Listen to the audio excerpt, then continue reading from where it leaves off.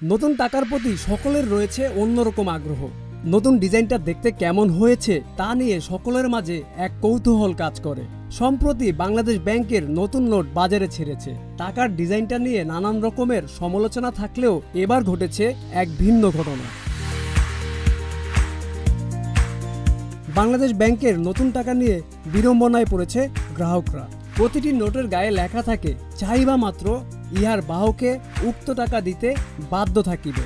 তবে বাংলাদেশ ব্যাংকের এই নতুন টাকা চিনতে পারছে না দেশের এটিএম বুথগুলো এবং মেট্রো রেলের টিকিট ভেন্ডিং মেশিন। এতে করে অসুবিধায় পড়েছে নতুন টাকা ব্যবহারকারীরা। টাকা জমা দিলেই সেই টাকা আবার পুনরায় ফিরে আসছে গ্রাহকের হাতে। এর কারণে অনেকেই বলছে, এটা জাল টাকা নয় তো? তা না হলে কেন সরকারি নোট ডিজিটাল বুথে জমা নিচ্ছে না?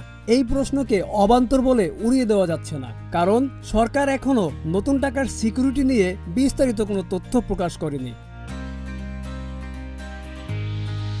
এ নিয়ে জনমনে আরো কিছু প্রশ্ন উঠেছে।